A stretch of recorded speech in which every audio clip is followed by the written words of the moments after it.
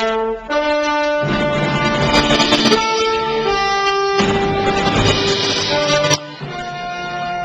back to Shattering Myths. I am going to comment once again on Christian mingle. Just think of the idiocy of that.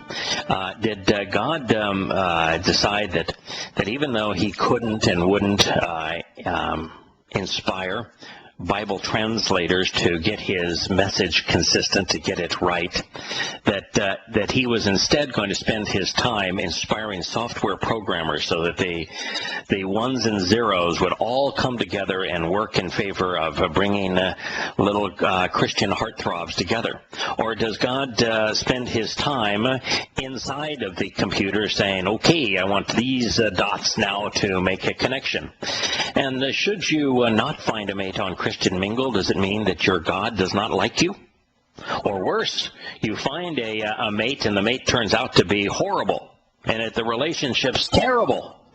Does that mean that God hates you even more? And this is just so moronic. Turning to the passages we've been considering in Dabarim, here these last few days, Dabarim words 5:9, God said, "For indeed I, Yahowah, your God, am a zealous and jealous God, reckoning the consequences of twisting and distorting of the fathers upon their children unto the third and fourth generations of those who hate me." So the question is, why is God jealous? Why is jealousy appropriate?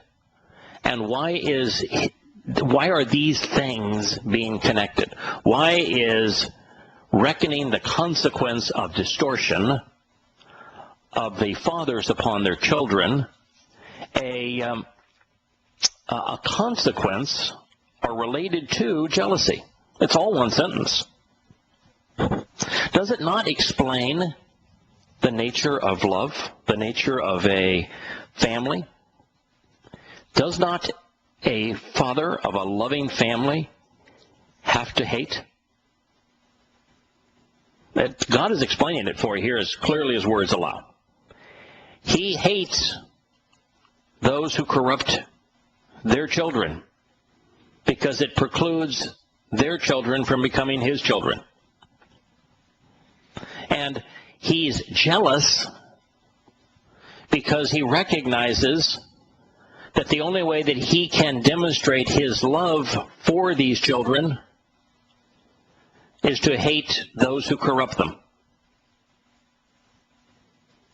It is why it is inappropriate for us to speak nicely of religion. It is why it is inappropriate to be tolerant of religion. It's why it's inappropriate to respect someone's religion, even if that religion is socialist secular humanism. When we show tolerance of things that twist and corrupt the truth, we're being unloving.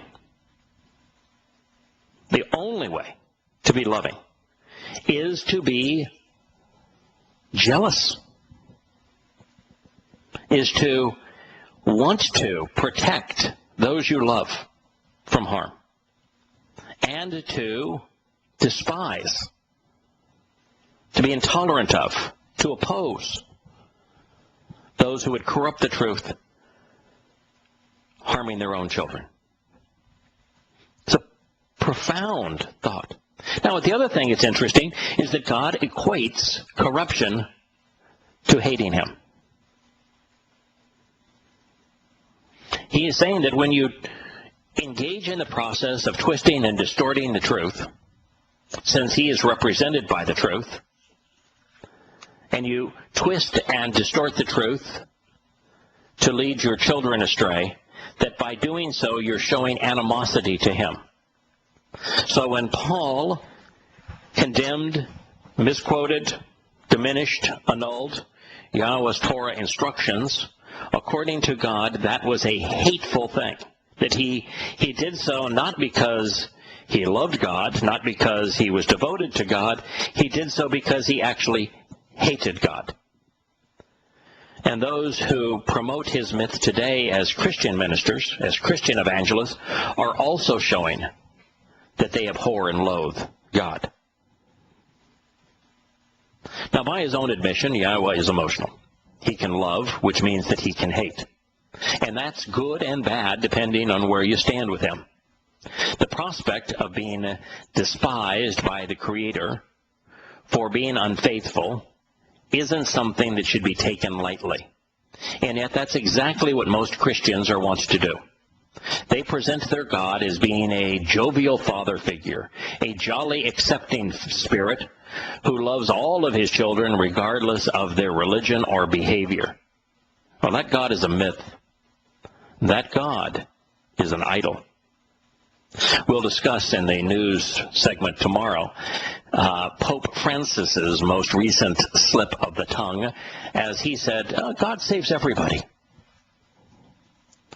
Some would say that Satan's capacity to hate demonstrates that angels can love. But there's no scriptural evidence of Satan hating God or man, or of any demonstration of love among the heavenly host. An unrestrained ego does not require an emotional motivation to rebel, to deceive, or to damn.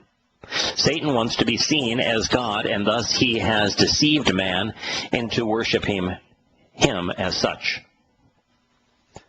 Tolerance isn't a scriptural value. Tolerance isn't a godly value. God's way too merciful for that. Yahowah is absolutely and revocably intolerant, because the consequence of our religious, our political, and our academic perversions of his Torah is devastating to our children and to our children's children. This fact will be further reinforced as he concludes his introductory statement in a couple of verses. But think about this for a moment. When a whole continent is compelled through fear to embrace a religion, that continent becomes savage. Look what happened in Europe during the time that it was controlled by Roman Catholicism. Today, our schools, our media, and our politicians are all evangelists for political correctness. And so the children raised by yesterday's children are now all incapable of exercising good judgment. They're incapable of being moral. Even if they could process facts, they can't discriminate. They think being judgmental is a crime as opposed to the means to be rational, the means to be moral. And so what we have done is prove that God is right, that corruption corrupts generations, and generations corrupt the next generation. With God, it is his way or the low way. As creator, it's of course his prerogative. Life is a matrix, and he sets the parameters. Personally, I think he is intolerant because truth is absolute, and because this life is nothing more than an exercise in choice. God wants us to spend our eternity with him, but likewise, God wants to spend his eternity with those who want to be with him, with those who respect him. And that means that he doesn't want to adopt or spend time with those who reject him, who insult him, who ignore him, who corrupt his message. Can you imagine being God and you're off leading a grand journey through the universe and teaching people how you conceived life or whatever it might be, just exploring, and every time you say something, you got a joker in the back who twists and corrupts what you said because he doesn't like you? What is that going to do to God's enjoyment and to the rest of the people's enjoyment? The reason why there will be no religious people in heaven. Now, while religions all lead to the same place, that place isn't to God. The victims of man's religions and human institutions were all given the gift of life and choice, but when their lifespan is over, it's over. There's nothing more. That is, unless you consider oblivion a destination. For them, the popular song with the catchy tune is right. Imagine there's no heaven above, no hell below. It's easy if you try. the mortal souls of those who trusted human schemes, who believed human schemes, who placed their faith in human schemes like Christianity and Islam, even socialist secular humanism, of course Buddhism as well, will simply vanish into nothingness. But that's not the end of the story. There is a heaven. There is a place, although not called hell, that serves similarly. God's home and total separation from Him would be the definition of these places. Heaven is a spiritual abode. God always refers to it in the plural as shamayim. And as shamayim, there is both the universal heavens, the universe, and then, of course, there's the spiritual abode of God. That's why it's shamayim. And with hell, it is Sheol. It is a place that is separated from God. Now, most souls will not experience either of these two places. Those who hate God, those who are hostile to God, those who are opposed to God's instructions as they are delineated in the Torah, and who actively lead others to that same position will be punished for twisting, perverting, and corrupting His testimony, and for leading many astray. You can't have done what Paul did and not receive a consequence for it, a punishment for it. So, the likes of Paul, the likes of Muhammad, and those who have taken up their mantra will join Satan and his fallen spiritual messengers in the abyss. Those who heed this divine instruction, those who choose to love God and respect His prescriptions for living, those who embrace the terms and conditions of the covenant, well, they're going to spend their eternity with their Heavenly Father in His home. Simply stated, there are rules for life. Yahowah demands exclusivity in His relationship with us. There's only one way, one truth, one source of life, one Savior, one covenant, one Torah. You can choose to ignore Him, and He will ignore you. You can choose to hate Him, and He will hate you. Or you can choose to love Him, as He presented Himself in these words, and He will love you in return. Those are the choices. It is the purpose for life. There is no punishment for those who simply choose to ignore God or choose to form a relationship with a false god. But there is for those who lead others astray. We'll return to Shattering Myths in a moment.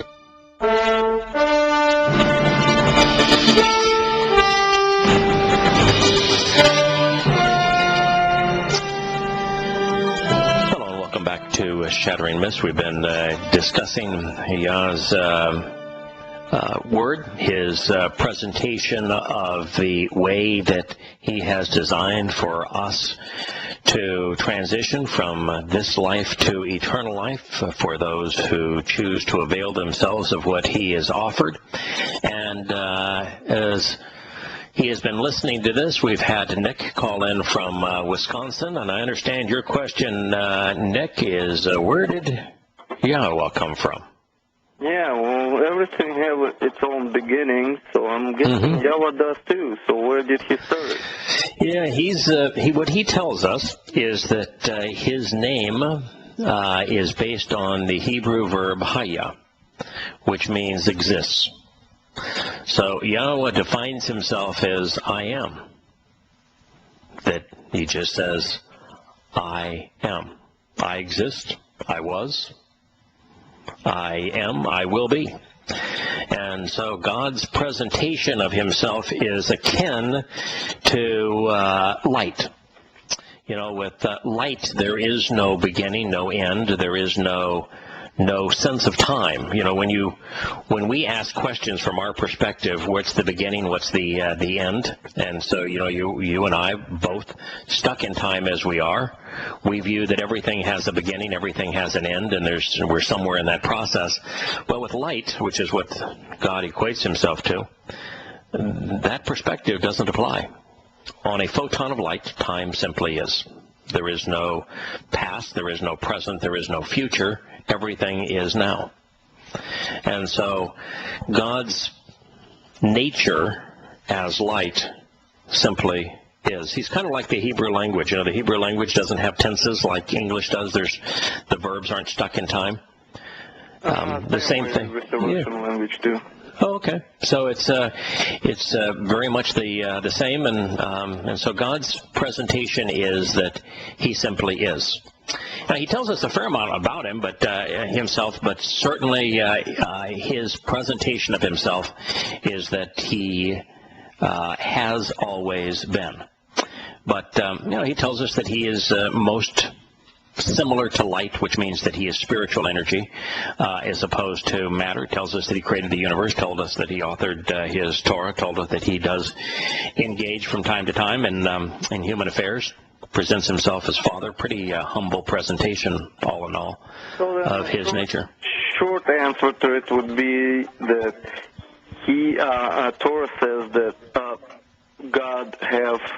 Yahowah have no beginning and no end. He was. Correct. And He is, and He will be. Yep.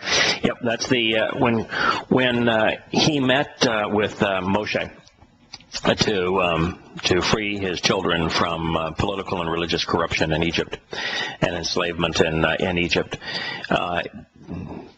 First thing that Moshe said is, all right, first of all, I don't want to do this because I'm a stutterer, and that does not qualify me. That disqualifies me for speaking for God. Your God, you could do better than a stutterer.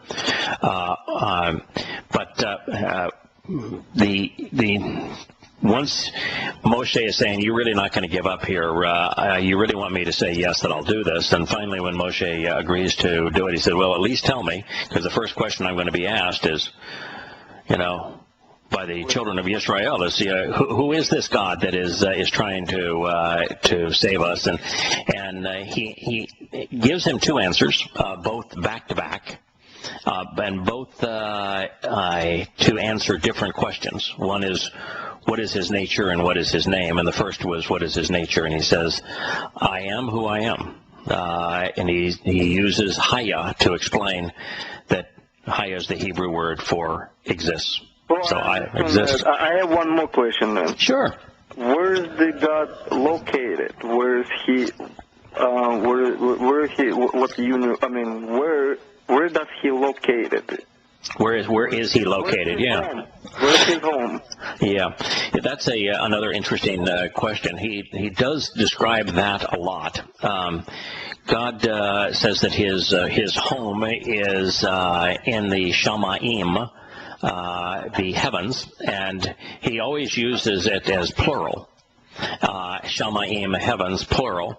He uses Yisrael, and particularly Jerusalem, as to say, in the material world, His home as part of our planet is in Yisrael, and particularly in Jerusalem. But when He's not at home in our world, which He isn't at this moment, then His home is in the spiritual realm that is part of or associated with the universe. So He doesn't give us a specific location for that, other than to say that it is a spiritual realm that is set apart from the material universe. Is it out in space?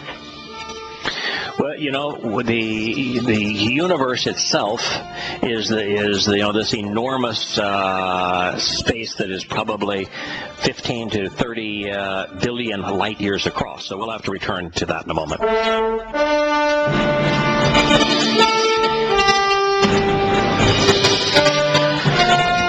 Welcome back to Shattering Myths. I'm your host, Yetta. We're talking with Nick. And Nick, your last question was, is God's home in the sky, or is it apart from the material universe? And the fact that he uses Shamayim in the way that he describes it indicates to me that it is apart from. It's not part of the universe, but apart from the universe, outside of the universe as we know it.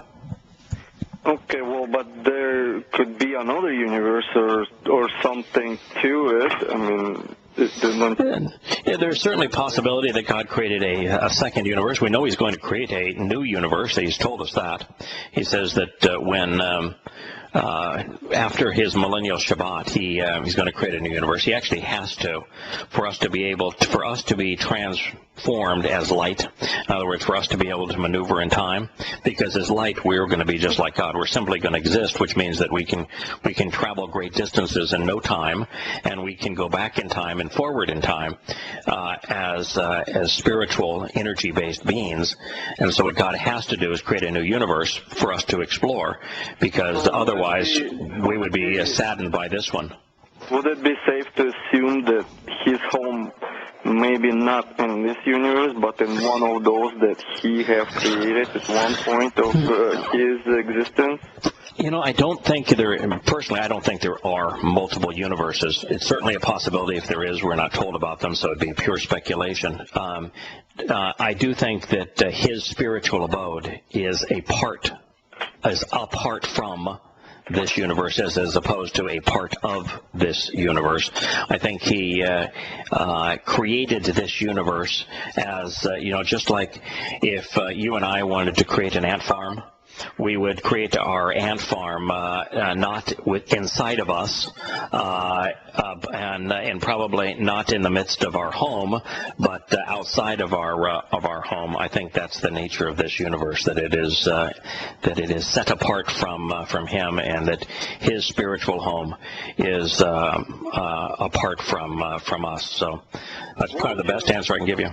What would you call space between him and us, or between stars, or between universes? Well, the physical universe, the empty space is the term that we use is just space, because it is mostly devoid of both energy and matter. It's not completely devoid of energy and matter, however. It has a temperature degree Kelvin, so there really is no empty space, but yet it is mostly empty between planets, between suns, between stars and galaxies. And well, best we can tell, it's the universe as we are able to detect it is some 30 billion light years across. So it's an enormously big place. But there are parts of space that have absolutely nothing in them. Is it? That's what we originally thought, is that the space between planets, the space between stars, the place between galaxies was empty. But we found out that it really isn't empty, that there's an enormous amount of energy and matter that permeates what we thought was empty space. No, I don't think it is completely empty. And then we've also got, Nick, the challenges of trying to understand that 96% of the universe is comprised of two things that we're unable to detect, we're unable to describe, that we don't even know anything about. One of them is what we call one dark energy, and we call the other one dark matter. And the reason we distinguish between these two forces that are responsible for 96% of the substance of the universe is that one is repulsive in nature, the other one is attractive in nature. The dark energy is repulsive in nature, the dark matter is attractive in nature.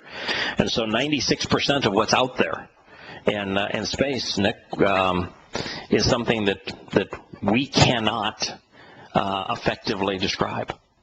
The reason why I'm asking is because when you said that if we would reject teachings, then after our body expires, we will disappear into nothingness. Correct. Our soul ceases to exist. And so nothingness is the key. What do you consider to be nothingness? The way that God describes it, he's got three things. There's the spiritual realm, which is eternal. There is the material realm, which decays, and then there is ceasing to exist. And while our physical bodies don't deteriorate into nothingness, they came from the material components of the universe, and they return right back into the stuff that the universe was made out of. So our bodies are recycled, if you will. Our soul, which we can't measure, there's no energy component, no mass component to our soul. According to him, it just ceases to be, which means that it no longer exists. No longer exists means that consciousness, which is our soul, is essentially consciousness. It's the ability to observe and react to our environment.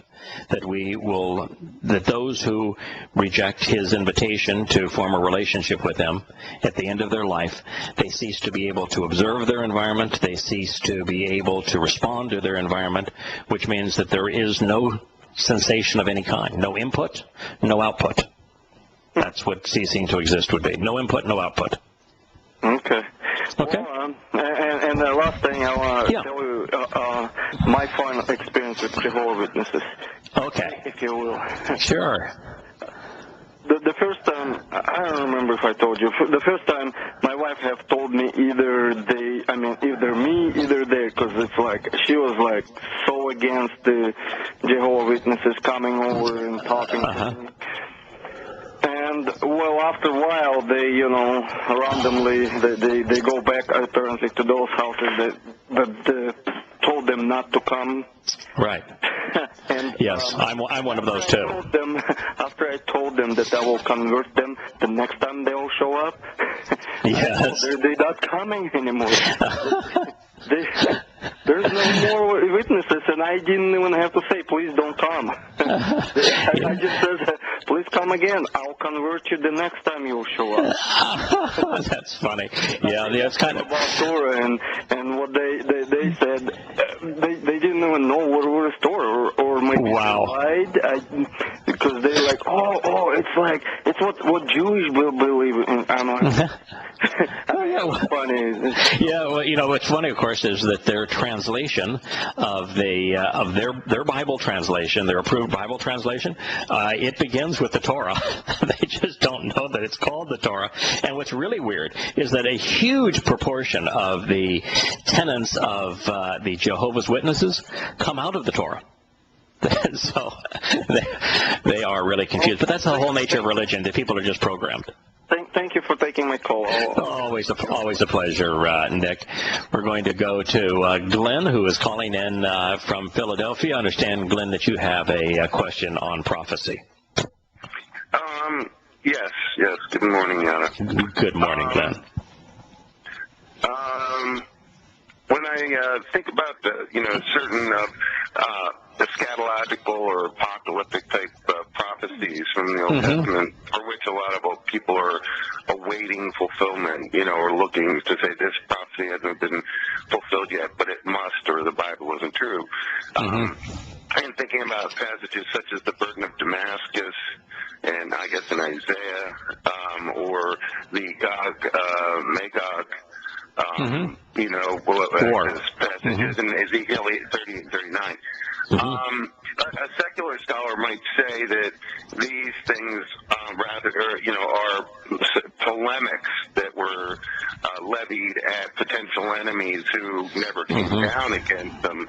And in a sense, they say, they were successful polemics because it's not just something that has to be fulfilled, but it was something designed to, like, for example, Ezekiel 30 and 39, designed to intimidate the Scythians who ultimately never came down against them. Yeah, what's interesting, of course, is that if you look at what God says is going to happen, particularly as it relates to the Magog War, and Gog is the chief prince of Meshach and Tubal, forming the Magog federation, and the nations that comprise it, because God is really detailed into the nations that comprise it, and what they're going to do. And you find that the first listing of nations come from the Caucasus region, which are those Islamic regions that are now have been freed, mostly of control by the former Soviet Union.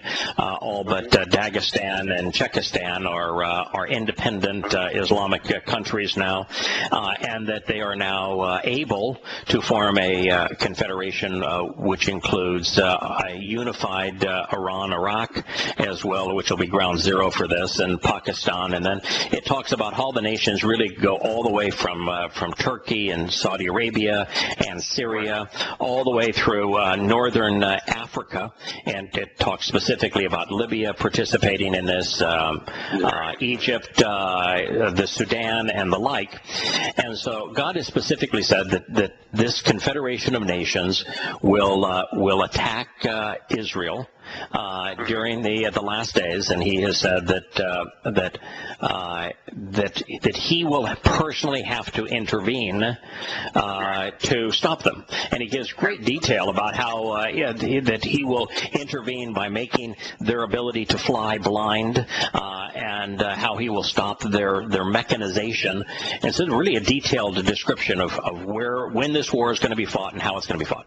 So yes, so I understand how somebody who says, I don't want to embrace prophecy, because if I look at the world the way it currently exists and how all these countries are now positioned to come against Israel, and if I look at it that way, and that I have to admit that God predicted exactly what is going to happen, what appears just so imminent on our horizon, then I've got to deal with the fact that the Torah is inspired and that there really is a God, and I don't want to have to deal with that. So I'm just going to wash it all away and say, no, it was written to discourage an enemy.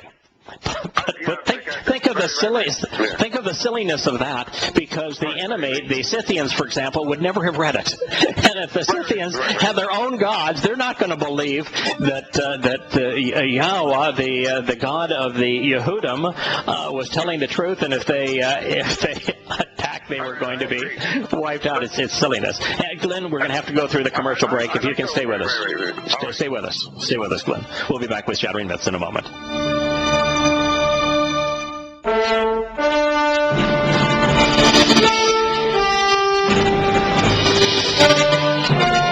Welcome back to the final segment of Shattering Myths. Today we're talking with Glenn, calling in from Philadelphia, regarding some of the more interesting prophecies. And there are a lot of unfulfilled prophecies in the Torah prophets and Psalms. Most of them pertain to the last war, which is the Magog War, where it predicts that there's going to be a reaffirmation of a peace treaty between Israel and the surrounding nations, and that immediately after that, that all hell's going to break loose, and that Muslims in unison, and he names the nations, are going to attack Israel, and that Israel this time will not have the ability to hold them off. You had more questions about that? No, actually, if I may, I'd like to take a moment to do a little mis-shattering of my own about the Gog-Magog confrontation. Sure. In my Goy Bible, in Ezekiel 39, beginning at the 12th verse, it begins the process of describes this process of the cleansing of the land and the burning of the fallen. And one key element here that is frequently gotten wrong, it says all the people of the city go out to bury the soldiers. And it says for 7 months they are burying them. People frequently make the mistake of saying that, and after the 7 months, when all the people go out and bury the bodies, then they sever out men of continual employment, contractors, if you will. Then they mark the places where bodies remain, and the contractors go around burying the bodies. The people frequently make the mistake of thinking that these bodies are contaminated by NBC warfare, nuclear, biological, or chemical warfare. This is not the case. If it were the case, all of the people would not be able to be handling those bodies for 7 months. Of course. And, I would agree with you. I know, but it is, yes, but you'd be surprised. Almost everyone who talks about this, the vast majority of people who reference this they reference the contractors and say they're contaminated. They have to put flags by the bodies. That is when only a few remain and are scattered all about. No, it's months afterwards, right? Yeah. I don't think that there's any chemical or biological weapon used to thwart the Magog attack on Israel. The way that if I combine what I read and I combine that with the current news, what I see is that the United States primarily has been providing weapons to the Islamic world to a much greater extent. I think the last time I did the math and I compared the amount of weaponry the United States is providing those who would be part of the Magog Federation against Israel versus how much they're giving to Israel, it's somewhere around 25 to 1. And so we're arming Israel's enemy at about 25 times the rate that we're arming Israel, and so we are going to reach a point where Israel is no longer going to be able to defend herself. And so I see the prophecies becoming a realization that Israel is not going to be able to defend itself from this particular attack by a united Islamic front, and that God does say that He intervenes. I don't think there's any chance in the world that God intervenes with chemical or biological weapons or nuclear weapons. I do think there's going to be a nuclear exchange. Yeah, I think Israel nukes Damascus, and then all these nations come down to the Magog War. Yeah, and I do also think that the nuclear exchange is probably between ultimately the surviving arsenals of the United States and Russia, and that much of Europe and the United States is therefore destroyed in that exchange, but that exchange really has nothing to do with God. I think that God will intervene personally and protect Israel, and I don't think there's any chance there's ever going to be a nuclear detonation of any magnitude, of any destructive magnitude in Israel, because ultimately Israel is God's home. That's where the millennial Shabbat's going to take place. But the shock and awe, this arming of the parties makes for good Hegelian dialectic, don't you know? Absolutely. And when all this goes down, the only thing that's going to drive these nations to the treaty table for the Antichrist to confirm the treaty is something so horrific that all parties are so undone and just brought back on their heels that they finally go. So, yeah, it has to be horrific, horrific in scale and magnitude, and has to scare everybody into fear of almost annihilation of society, our world as we know it. So, Glenn, your whole description here is causing me to itch in the sense of I originally started the project that's become Yahowah as a desire to pull together all of the statements about the last, say, 20 or so years on this planet as they relate to prophecy. And as I attempted to do that, I found that there was a story far more important to tell, which is the story of the covenant, how we participate, the story of God's invitations, how we are saved, and I ended up spending the last 10 years on that story.